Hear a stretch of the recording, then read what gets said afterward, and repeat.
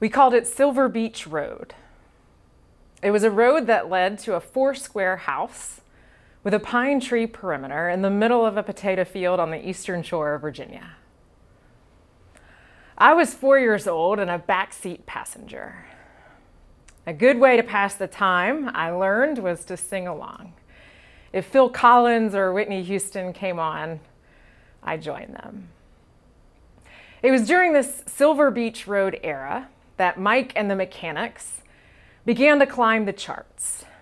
In 1986, they released a song I was sure was about vegetables. All I need is asparagus, I sang, with gusto. It turns out the lyric was, all I need is a miracle. Where I got asparagus is anyone's guess. That music was not exactly timeless. The sentiment behind it very well might be. There's no telling how many people from how many ages have longed for a miracle. The day Jesus fed thousands in first-century Palestine, the people got one. The 6th chapter of John's Gospel covers what else they got. A crash course on bread that, best I can tell, no one felt they needed.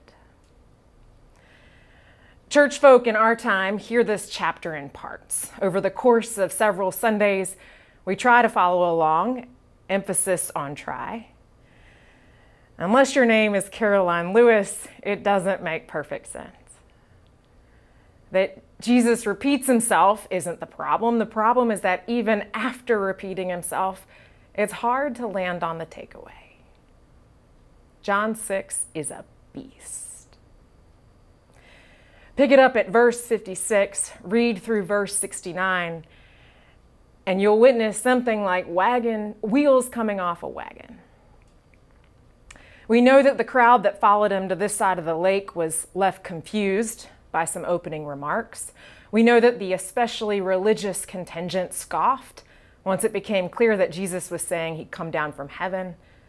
Now it seems as though the disciples are joining the ranks of the disenchanted. Not good. Not in the least. One needs to keep their inner circle happily engaged, the thinking goes. John tells us that Jesus is aware of his disciples' disenchantment, and so he asks them, does this offend you?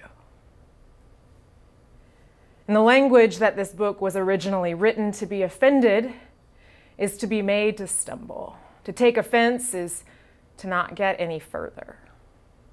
Jesus wants to know if that is where they are.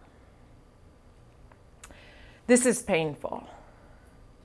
Painful for the people back then to watch, painful for us to imagine, painful for Jesus to experience. He's known all along that his ministry would repel as well as attract. Blessed are those whom I do not offend, Jesus says elsewhere in the Gospels. It hurts to think about people leaving because we know that when people do leave, it hurts. People leave in John 6. Verse 66 reads, because of this, many disciples turned back and no longer went about with him. Verse 67, so Jesus asked the 12, do you also wish to go away? From the sound of it, you'd think Jesus had just revealed where he stood on the finer points of human sexuality, or that he's preached a sermon series on the most recent election. Nope. It's the bread of life discourse, of all things, that takes a crowd of 5,000 plus and whittles it down to less than 50. It's the offer of intimacy that shrinks the movement. Those who eat my flesh and drink my blood abide in me, and I in them. Jesus says, come to me, and come to me in a way that is decidedly different than how you have come in the past. at which point people leave. Maybe they decided to follow Jesus on the basis of successful outcomes. And this day is clearly not a success. Maybe they had chosen to go on the road with him because of what he did for the community, and this lesson on true bread has them sitting there thinking in circles when they could be doing something. The invitation to participate in closeness, the kind of closeness Jesus knows with the one whom he calls Abba, brings about a departure. There was another time people took offense, and it turned out to be okay. Maybe you remember how things didn't go so well in Nazareth. That was back when we were in the 6th chapter of Mark. What Jesus said that day certainly fell short of crowd-pleasing, but the mission came out ahead. His closest disciples went out from there and ministered in ways that they never had before. The Holy Spirit handled it in Nazareth. Will the Spirit be able to handle it in Capernaum, or has Jesus burned one too many bridges? There may be some irony here.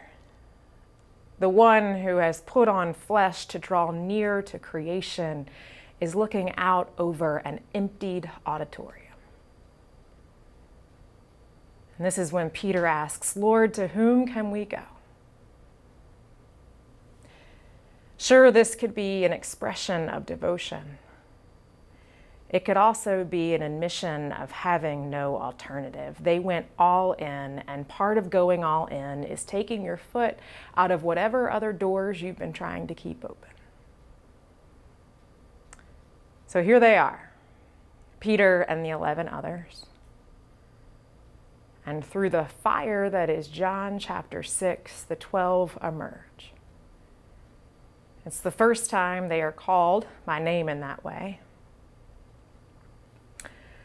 Some of the disenchanted leave.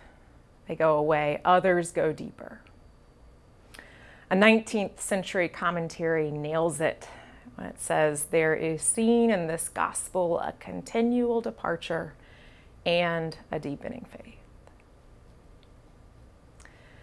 As I work my way through this chapter, chapter 6, I find myself thinking about the two parables that Jesus tells on another occasion, and not in John. He offers up the image of what happens when new cloth is sewn onto an old garment, and when new wine is poured into old wineskins. Earlier in the discourse, it seemed to me that Jesus was pleading with the crowd to pick up a new wineskin. In the part before us today, I'm wondering about this shrunken movement in light of the old garment in the parable. You see, when you try to restore or improve a piece of clothing that's well worn, you have to put some thought into what you're adding.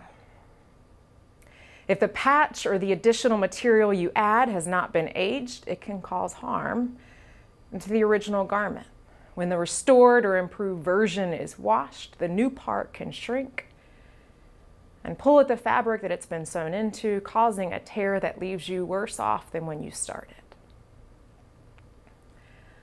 I happen to know this is true by virtue of trying to save my favorite pair of cutoffs. Some call them jorts. But in any case, what if the shrinking that happens in John 6 is actually purposeful, and if not purposeful, every bit redeemable, when we zoom out and look at the bigger picture? It could be that as he is introducing new papyrus to the scrolls of sacred history, he, Jesus, is caring for the old garment, for the fabric of faith in which he and countless others have been wrapped. The shrinking of the movement produces the 12. The 12, like a square of material that has been pre-shrunk, are a careful move, a thoughtful insertion. That's not to say that no tearing will happen later. only that the wisdom of God can reside in shrunken things. And that Jesus may well be taking the broader view or playing the longer game here. His commitment to draw people to himself extends far beyond this day in Capernaum. If we keep reading, we'll be there when he says, "When I am lifted up from the earth, I will draw everyone to me."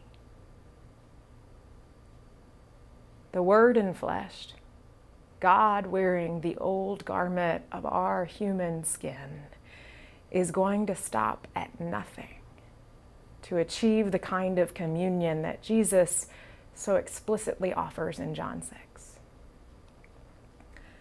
The day that disbelief took the form of people leaving ministry was anything but over. The road felt bumpy and the place was the opposite of packed. Still, the wagon had wheels. A way forward was in the works. The 12 come into being, and Jesus prepares to make another trip to Jerusalem, where in time he will be the seed that goes into the ground, that becomes the grain that is made into bread, that people will eat and know the kind of life that Jesus came to share. Friends, the disenchanted will depart, and sometimes we are the disenchanted. You and I have been the ones to walk away at one point or another. Jesus tells us that when the teaching is difficult or the stage is hard, we have the option to go deeper, to take Jesus up on the intimacy that has perhaps at other points along our way been declined.